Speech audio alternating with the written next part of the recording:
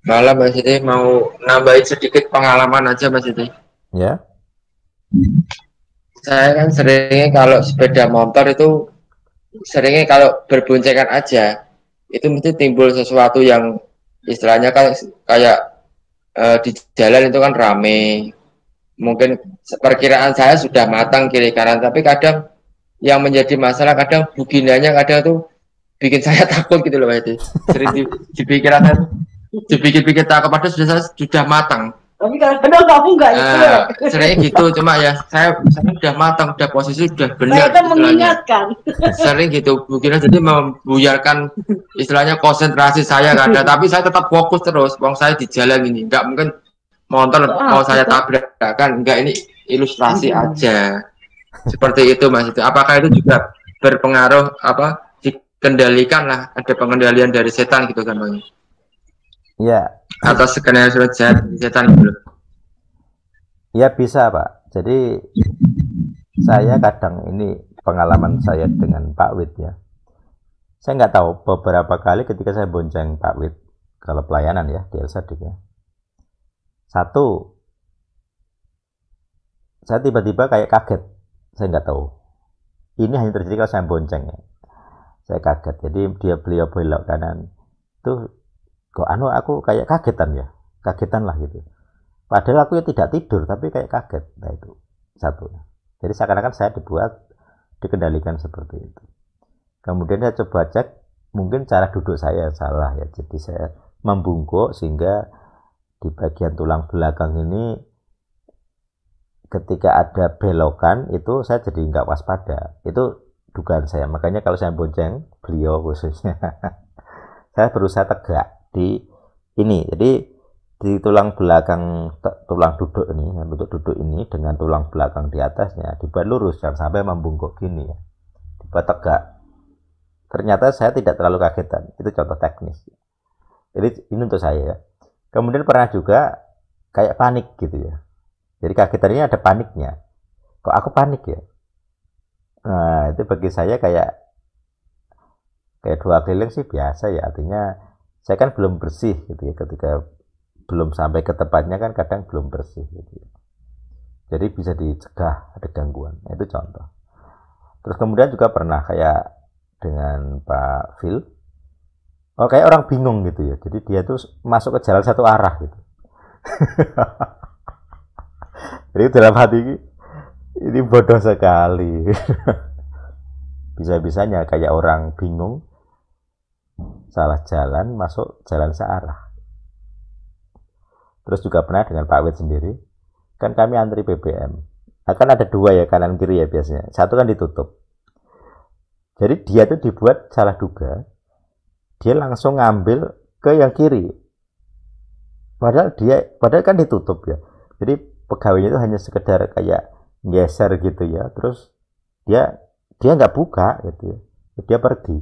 Nah Pak Widnya salah duga mau dibuka. Padahal nggak dibuka. Dia hanya menduga akan dibuka. Terus dia masuk.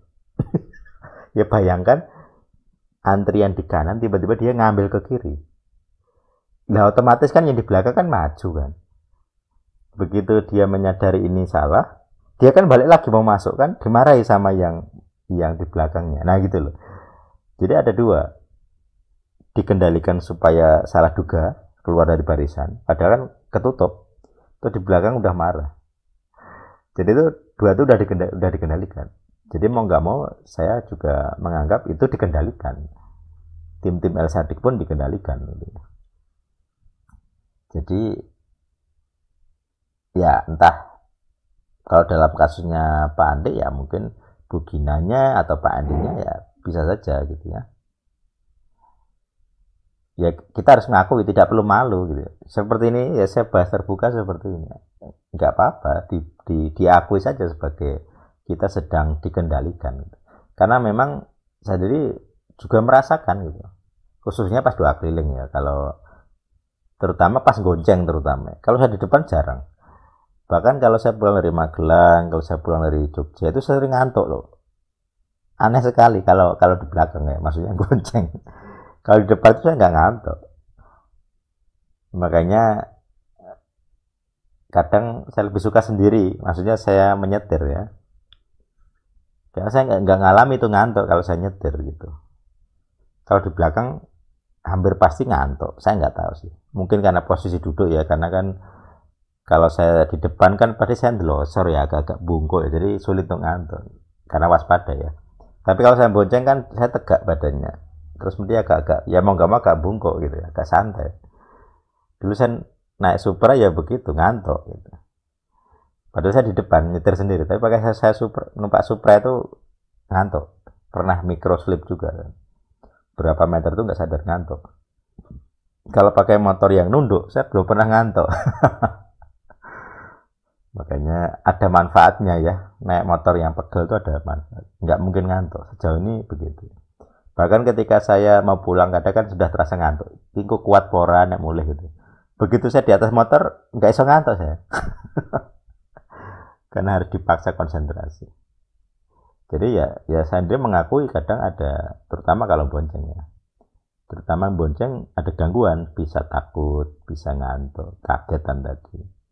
Kalau pas saya di depan nyetir sendiri, biasanya saya salah duga, itu yang saya alami.